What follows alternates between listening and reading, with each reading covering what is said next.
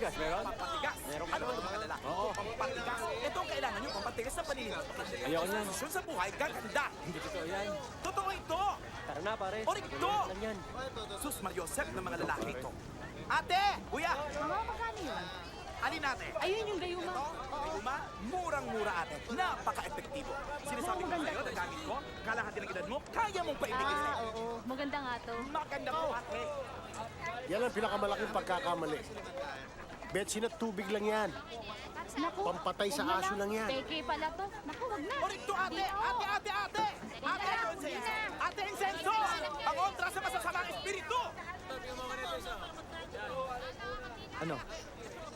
Maghiwalay muna tayo para mas madali nating mahanap si Dante.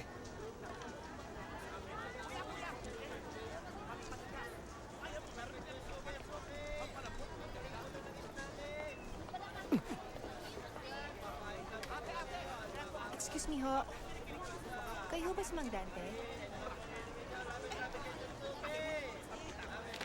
Manong? Excuse me ho. Kayo ba si Mang Dante? Mukha ba akong Dante? Oo. May kailangan ho kasi ako sanang...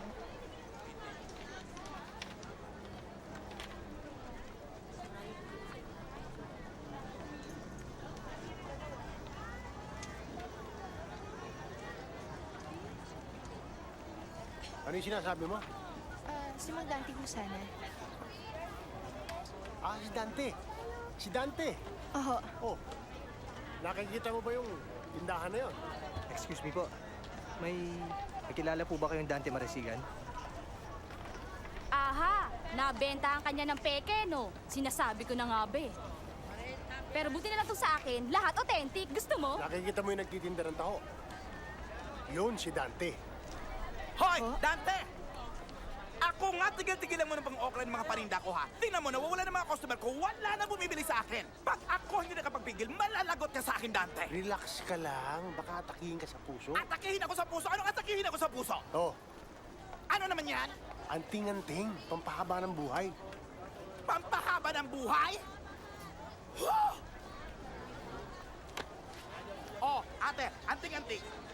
10 piso, pampahaba ng buhay. Ano na? Nirefer ho kayo sa akin ni Father Javier. Si Father Abby. Mabait yun. Ano kailangan mo?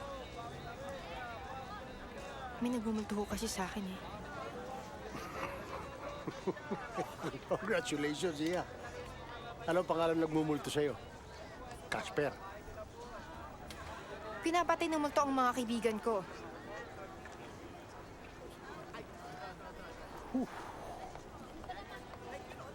Sige, tuloy mo ang kwento mo, Ining.